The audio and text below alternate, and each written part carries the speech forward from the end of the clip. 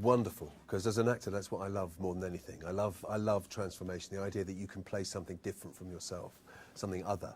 And even though it was a long makeup session, you know, on the day when you were getting into makeup and all the tests we did beforehand, it was well worth it, because that's the joy of being an actor.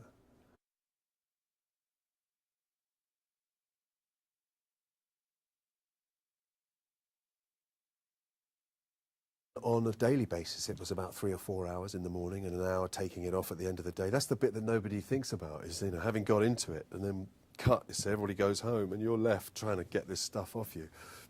But it was really important to me that he looked like he does in the comics, because I know how much people love this stuff, and I think we managed to achieve that, so I'm really happy.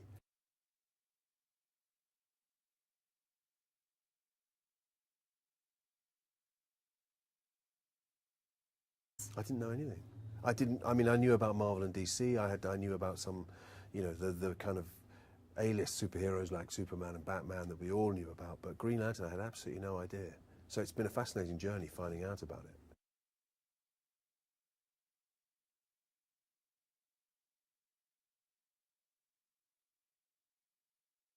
Well, you know, in there, it's been around for countless millennia, the Green Lantern Corps. It's been around for a hell of a long time.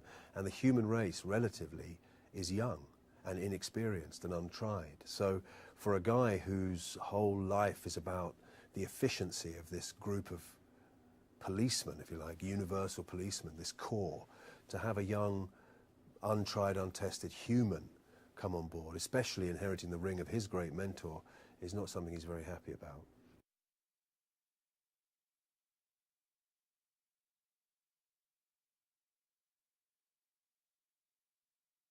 The reward comes when you sit down and see it in the cinema. I mean, I only saw it a few days ago myself for the first time, and I was completely blown away, because I had a rough idea of what the surroundings would be like and how it would look from the production art that was around on set for us to have a look at. But really, you're in a grey suit with dots on, you're in a big room with blue walls, there's nothing there, you're acting with people that aren't there, you're acting with objects that aren't there, and you're using just your imagination. And nothing really prepared me for how epic the thing looks. It was great.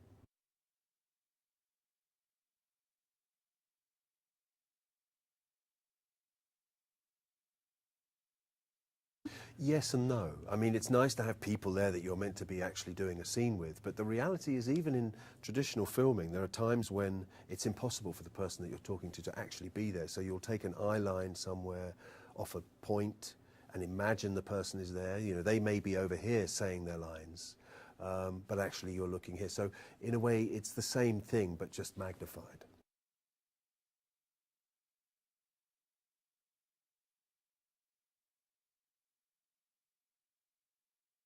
Right? Well, you know, there's so many comics. It's been going for such a long, 70 years, is it, I think?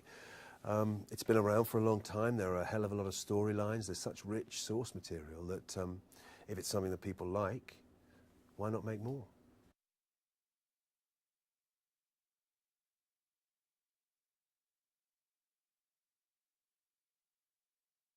So it gives it a whole extra dimension, because the film is epic and it's amazing, and the computer stuff is incredible, and the whole concept of a guy that becomes involved with this cosmic army or police force.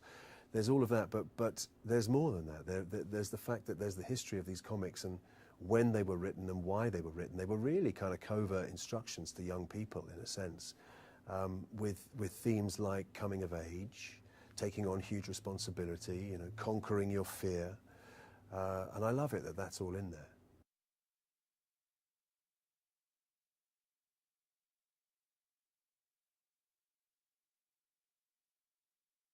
He's great. I mean, I wish I could think of one thing about Ryan that isn't absolutely lovely, but the fact is he's a really lovely guy.